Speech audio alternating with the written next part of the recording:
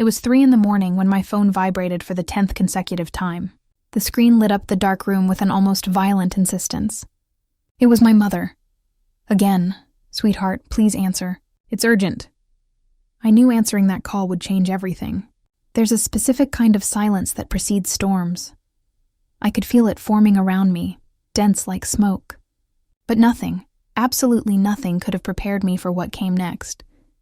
"Julia, I need you to make a transfer. Right now." Her voice trembled in a way I'd never heard before. It wasn't fear. It was something worse. Shame mixed with desperation.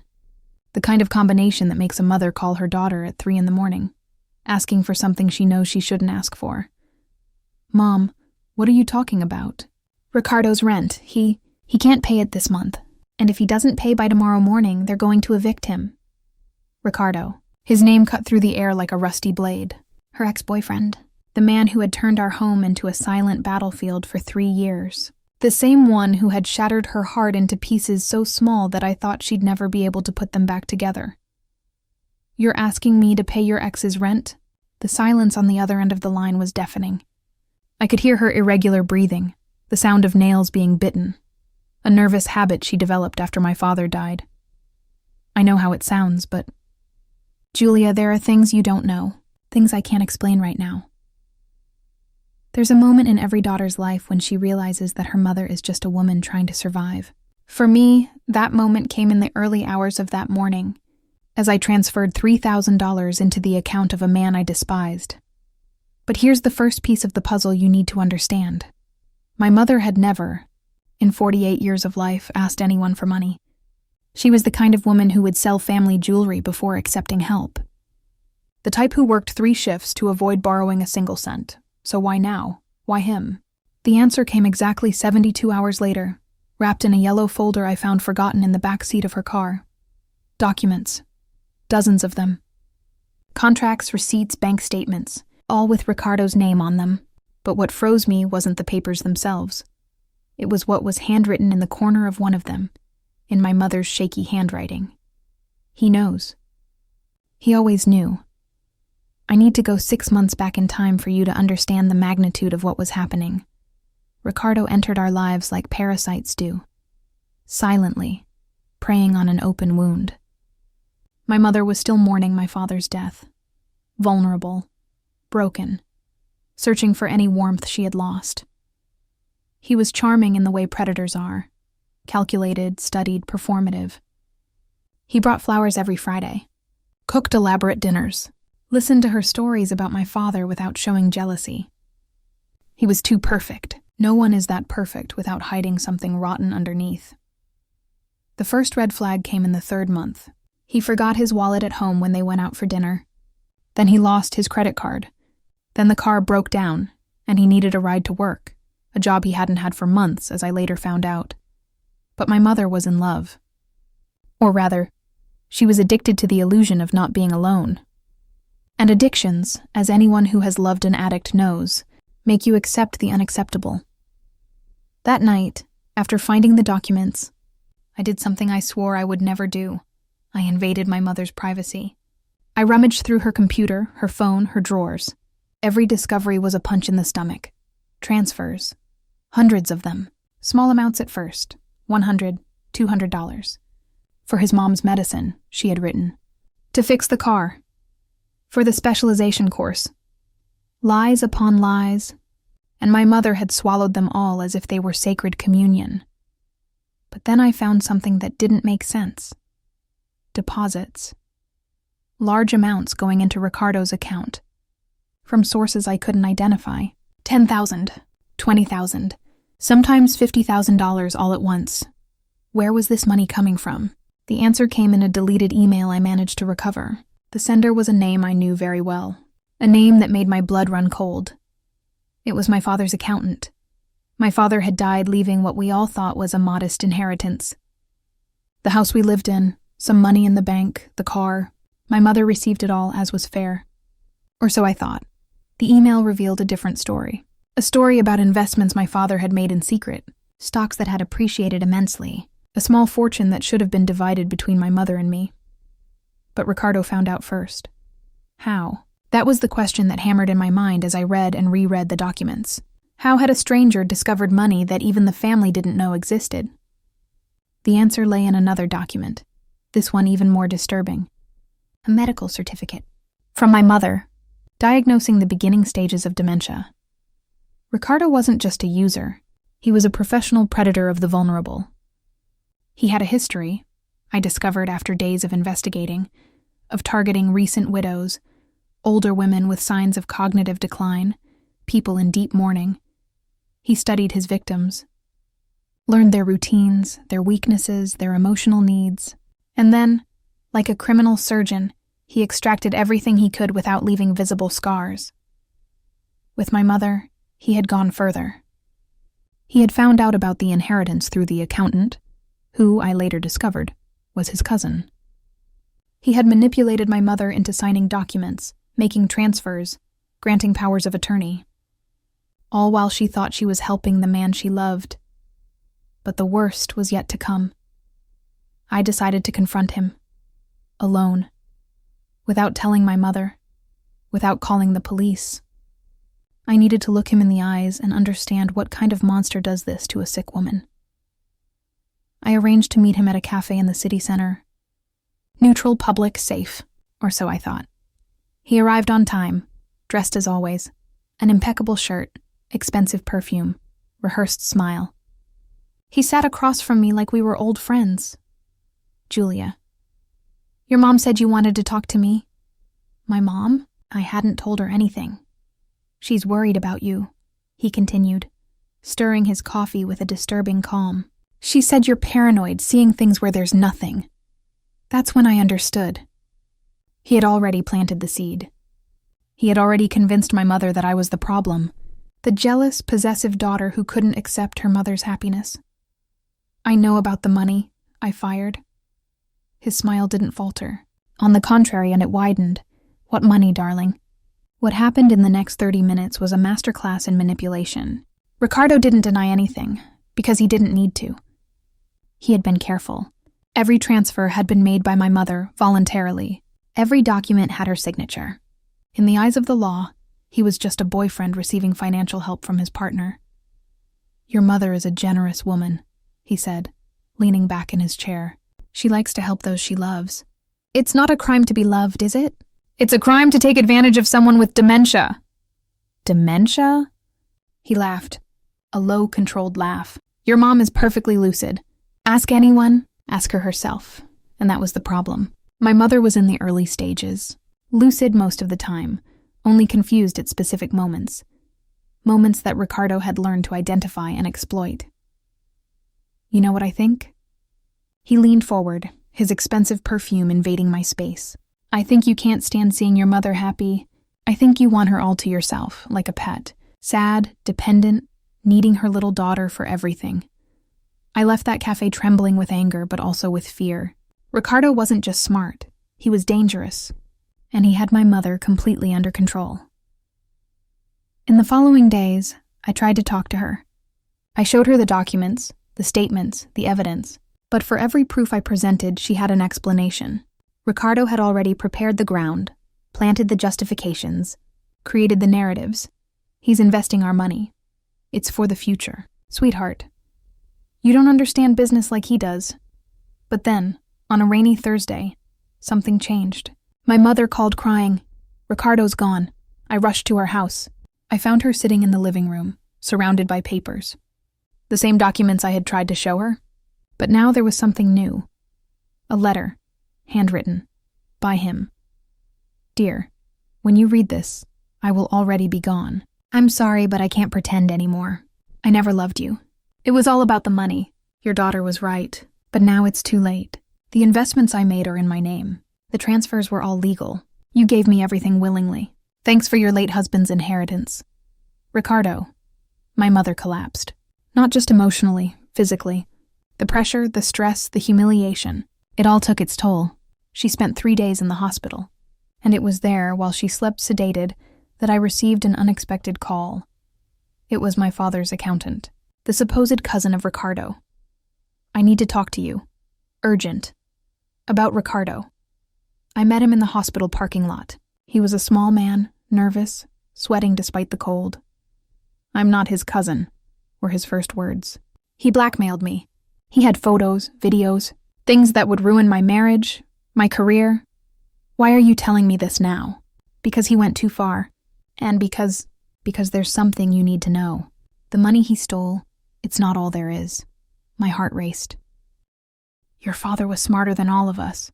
He left a second account, one that could only be accessed by you, after your mom, after she couldn't manage the assets anymore. It was protection, in case something like this happened. My father, I discovered that night, had already known about my mother's illness. The first signs had appeared years before. Small forgetfulness, momentary confusion, nothing alarming, but enough for an observant and loving man to notice. He had created a protective system. He divided the inheritance into layers. The first, accessible, so that my mother could live well. The second, hidden, protected, waiting. But there's a problem, the accountant continued. Ricardo found out about this second account too. He can't access it, but he knows it exists, and he will come back. Come back? He left a letter saying he was gone. The man laughed, but there was no humor in his laugh. Ricardo never leaves. He disappears for a while, lets the dust settle, lets the victim recover a bit. Then he comes back, pretending regret. It's his pattern. He's done it before. I had two options: wait for him to return or go after him. I chose the latter. I hired a private investigator. Expensive, but it would be worth it. In a week, he had located Ricardo. He was in a luxury flat 3 hours outside the city, living under a fake name, already getting close to another woman, another rich, vulnerable widow. But locating him was just the first step. I needed concrete evidence of fraud, manipulation, crime. And Ricardo had been careful. Very careful. That's when I had an idea. If he was a serial predator, there must be other victims. Other women who had gone through the same hell. I needed to find them. I found 3. 3 women who had been destroyed by Ricardo in the last 5 years. Each with a worse story than the last. Maria had lost her house. Sandra, the family business. Lucia had attempted suicide after discovering the lies. But together we were strong. Together we had a pattern. Evidence. Proof of a complex fraud scheme. He always uses the same method, Sandra explained at our first meeting. First the romance, then small loans. Then he finds some financial secret of the family. Finally, he manipulates documents and disappears. But he always comes back, Lucia added. Months later, pretending regret, saying it was a misunderstanding. And some fall for it again, not my mother. Not if I could help it. We came up with a plan. It was risky, possibly illegal, definitely dangerous. But it was our only chance. I would be the bait. I created a fake online identity. A young heiress, recently orphaned, vulnerable and rich. Exactly the kind of victim Ricardo looked for. I posted in grief support groups, investment forums, everywhere he might be hunting. It worked faster than we expected. In 2 weeks, I received a message. It was from a different profile, but the style was unmistakable. The same elaborate phrases, the same careful approach. He had taken the bait. I arranged to meet him at an expensive restaurant. I played my role perfectly, the naive, rich young woman, desperate for connection. I dropped details about my inheritance, how I felt lonely, how I needed someone to help me manage so much money. His eyes lit up with each revelation. I could practically see the gears turning in his mind, calculating how much he could extract from me. You remind me of someone, he said at one point, studying me. My heart raced. Did he recognize me? I hope it's someone good, I replied, forcing a shy smile. She was. But she had a very problematic daughter, possessive, ended up ruining our relationship. The casual way he lied about my mother and me made my blood boil, but I kept the mask on.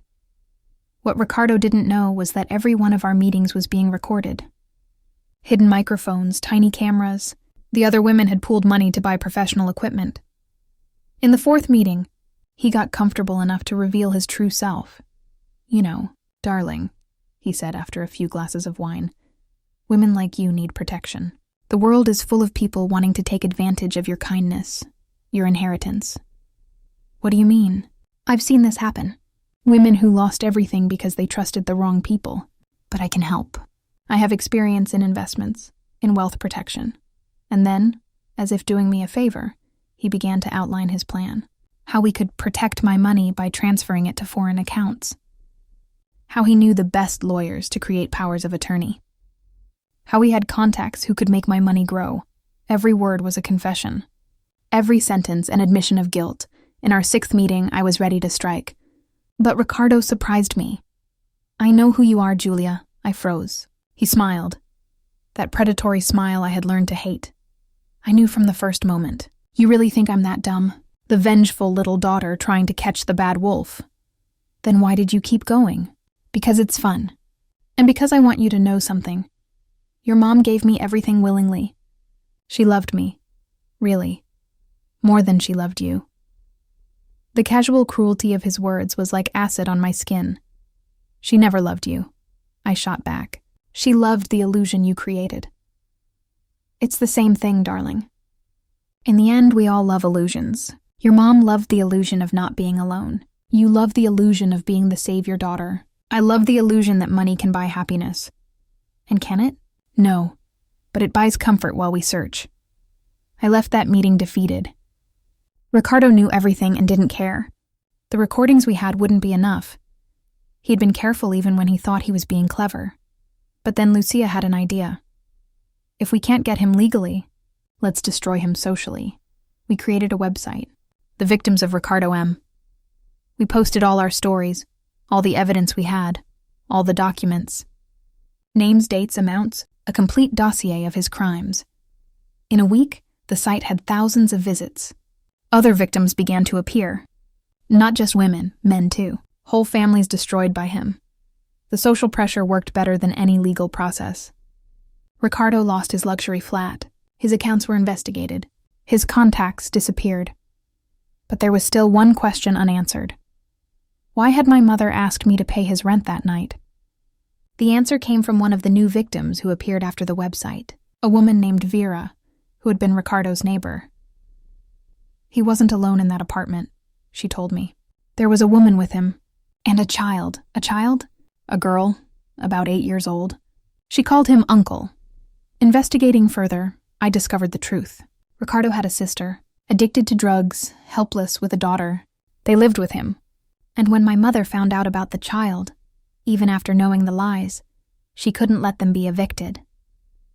"The girl is innocent," she told me when we finally talked about it. I couldn't leave a child on the street, even if the uncle was a monster. My mother never got all the money back. Most of it had disappeared into fake investments, extravagant spending, transfers to accounts we couldn't trace. But she recovered something more important: her dignity. The treatment for early-stage dementia was working. Therapy helped her process the trauma, and our relationship, which had been tested to its limit, came out stronger. Ricardo disappeared for real this time. Some say he went to another country. Others say he's using a different identity in another state. The victims formed a monitoring network. Whenever a suspicious person appears in grief support groups or dating sites for older people, we check. But the damage was done. And some wounds never fully heal. 6 months after everything, I finally accessed the account my father had left. It wasn't a fortune, but it was enough to ensure my mother got the care she needed for the rest of her life. Along with the money, there was a letter. Written by him to me. "Sweetheart, if you're reading this, it means your mother needs you more than ever. I know about her illness. I know hard days are coming. This money isn't an inheritance, it's a responsibility. Take care of her like she took care of us. But most importantly, take care of yourself. Don't let the need to protect her destroy your own life. Love isn't absolute sacrifice, it's balance. Your dad who loves you." I cried reading that letter. I cried for all we had lost. Not just money, but innocence, trust, time. There's one last thing I never told anyone. Not the other victims, not the police, not my mother. A week before Ricardo disappeared for good, I got a call. It was him. "You won," he said simply. "It wasn't a competition. Everything in life is a competition, Julia. But you played better. Congratulations. What do you want? Make a deal. I disappear for real, forever, and in exchange you take down the website. Never. Even if I return part of the money?" I paused. He continued. "I still have 200,000. I can transfer it to your mother. Today. Now. It's less than a third of what you stole. It's more than you'll recover without it. I knew he was right. I knew it was probably our only chance to recover anything. Transfer first. The website comes down first. At the same time then. And that's what we did. At 3 a.m, the same time everything had started, I took the website down while I watched the transfer land in my mother's account. $200,000. Blood converted into digital numbers. Today, 2 years later, my mother lives in a smaller but happier house. She takes her medications religiously, goes to therapy every week. She joined a support group for victims of emotional fraud. She doesn't talk about Ricardo, not out of trauma, but because he's irrelevant. He's become a footnote in her story, not the main chapter he tried to be. Sometimes, late at night, she calls me. Not at 3 a.m. in panic, but at 10 p.m. to talk, to laugh, to share a good memory of my father. You know what I learned from all this? She told me recently. What? That predators only hunt those who are hurt.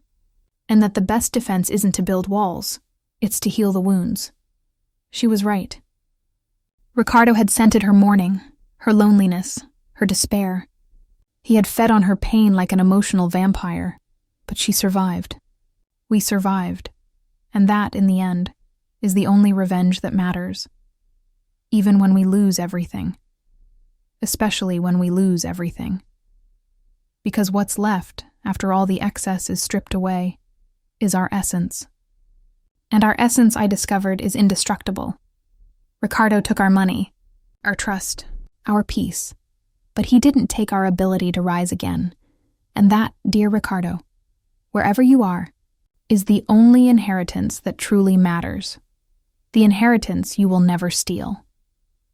If you or someone you know is going through a similar situation, seek help. Financial and emotional predators leave traces. Together, we can stop them. Protect yourself. Protect those you love, and remember, shame is their weapon. The truth is ours.